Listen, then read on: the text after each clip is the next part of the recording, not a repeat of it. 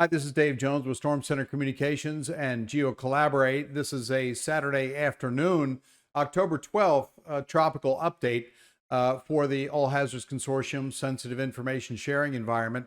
I'm going to get right to it. It's going to be pretty short. Right now, we have no tropical activity that is expected to impact the United States over the next 7 days. I know there's been talk and rumors and things like that going around social media, but there is nothing that's going to be impacting the United States within the next 7 days.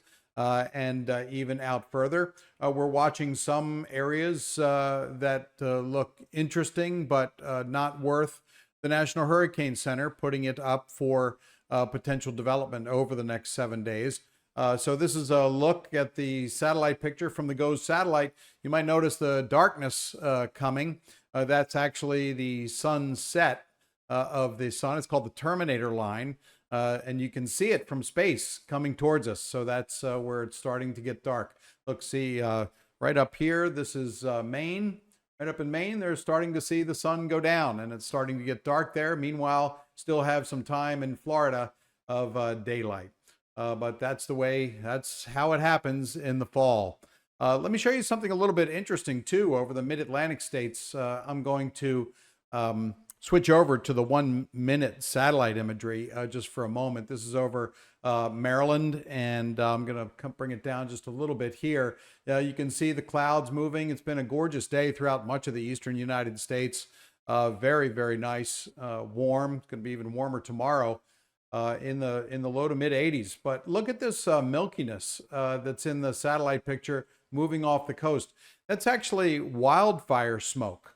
Wildfire smoke from fires out west and in the Midwest. The smoke gets up to a certain level and just gets caught in the jet stream and just moves off the coast. So it does make looking at the sun a little bit hazy, and it does add a little bit of color to sunsets. But yes, we do have smoke, and that is visible from satellite. Now, I do want to show you GeoCollaborate as well and show you what's going on as far as the activity in Florida. And let me center it up here just a little bit. You can see there's no active big warnings going on, but there are some local warnings. These green lines that you see like this highlighted are flood warnings from the National Weather Service. So there are flood warnings in effect around the Tampa area because of excessive rainfall from Hurricane Milton.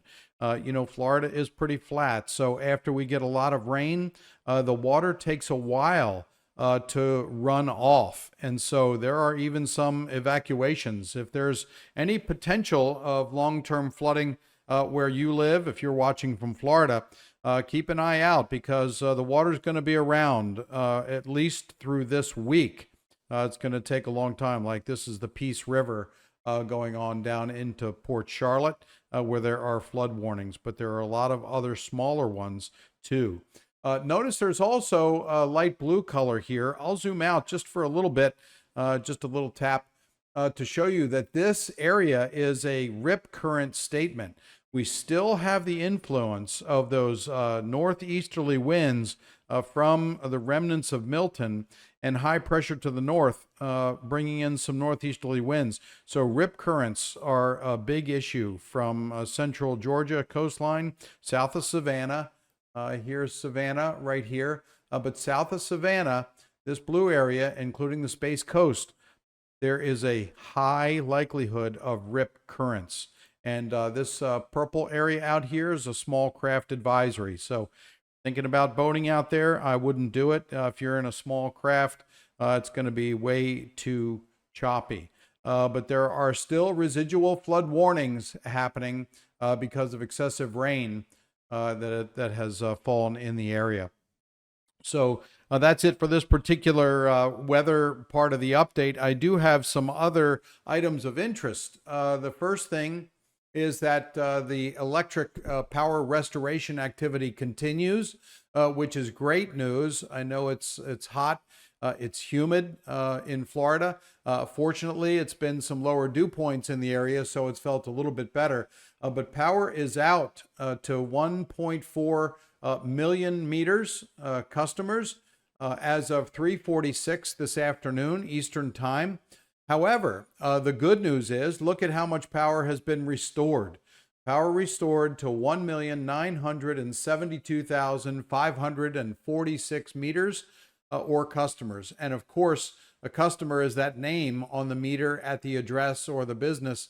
And at the address, it's likely to be way more than one person, could be many more. So we're thankful for every bit of power that gets restored. We have more than 50,000 workers are on this, working very hard, assessing damage and restoring power from at least 43 states. They've come from all over the country, line workers, because the way they restore power is the same way in their state as it is in Florida and in the path where Hurricane Helene left so much damage. So restored to 1.9 million, and that's great.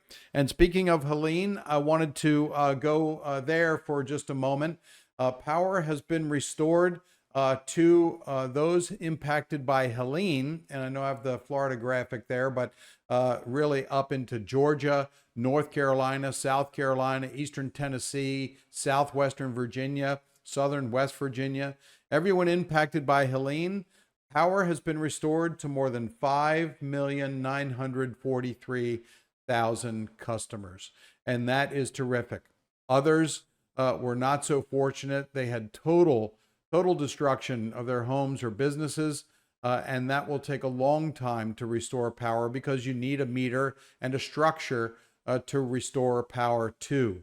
So power has been restored in the path of Helene, that destruction, to 98.87% of the customers. A phenomenal job.